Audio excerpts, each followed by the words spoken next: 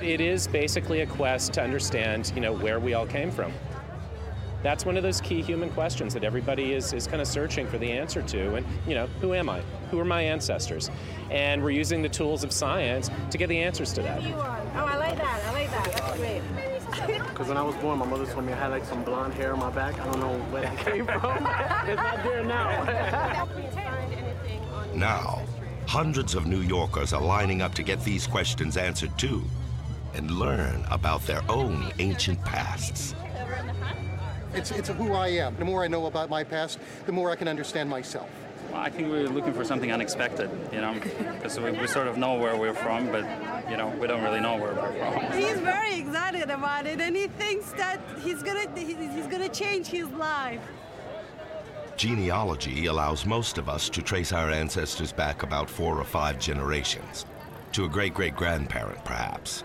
And probably we can go as far as probably 100 years. This is your deep ancestry, so we're not necessarily looking at your grandparents. If we're lucky, we know where these ancestors lived. Well, I certainly don't know much about my background. I know that, I'm from Madras, the southern part of India. My parents lived there, and my grandparents lived there. So beyond them, I have no clue at all. My mom's from South Korea, and on my father's side, I am German, Irish, English, and I think a little bit of Native American, but that part I'm not sure. So what do you know about your ancestry? New York, that's about it. These DNA tests tell a deeper story. Rather than taking us back just a handful of generations, they take us back many thousands.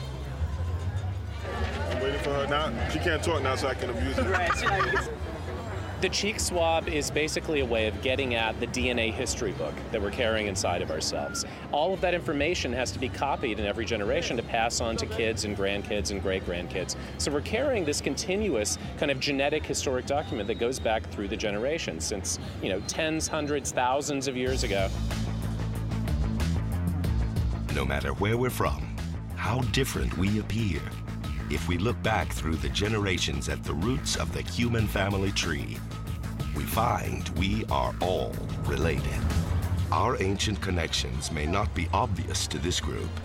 Our ancestors adapted to different climates, and as a result, humans are now among the most physically varied-looking species on the planet. But looks can be deceiving. We're basically identical at the genetic level. I mean, if you look at the average person's DNA sequence and compare the same region to another person they're unrelated to, they're 99.9% identical.